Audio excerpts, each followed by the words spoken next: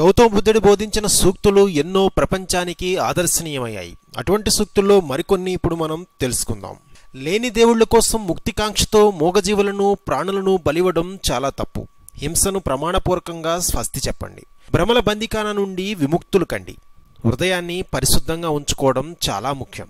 విలాసవంతమైన జీవితాన్ని ఎప్పుడూ కోరుకోరాదు. స్వతంత్ర ఆలోచన విధానాన్ని పెంచుకుంటేనే మనకి మంచి జరుగుతుంది. ముందు మనల్ని మనం సంస్కరించుకుంటేనే తర్వాత సమాజాన్ని సంస్కరించుకోగలం.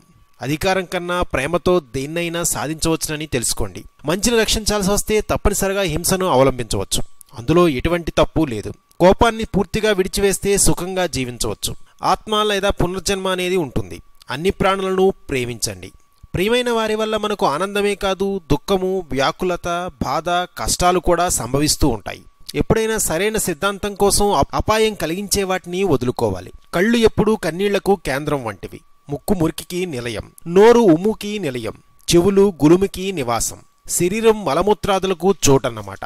ఈ విషయాలన్నీ గమనించి శరీర ఇంద్రియాలపై ఎప్పుడూ వ్యామోహం పెంచుకోకూడదు. ఎవరిపైనా కోపగించుకుని తిట్టకూడదు.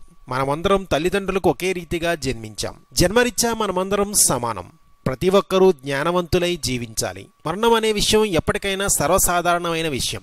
మనోధైర్యాన్ని పెంచుకోవాలి. భిక్షువులు రోజుకి ఒక్కసారే భుజించాలి. స్థిర చరాస్తులు భిక్షువులకు ఉండరాదు. భిక్షువులు 3 జతలకు మించి వస్త్రాలు ఉండరాదు. వ్యక్తిగత ఆస్తులపై ఆసక్తి లేకపోతే ప్రశాంతత లభిస్తుంది. పెద్దల ఎడల గౌరవము, హృదయ పవిత్రత, కర్తవ్య పాలన లేని పనులు మంచి ఫలితాన్ని ఎప్పటికీ ఇవ్వవు. ఎంతటి బాధనైనా సహించే గుణాన్ని మనం పెంపొందించుకోవాలి. అత్యాశ ఎప్పటికైనా హానికరమే.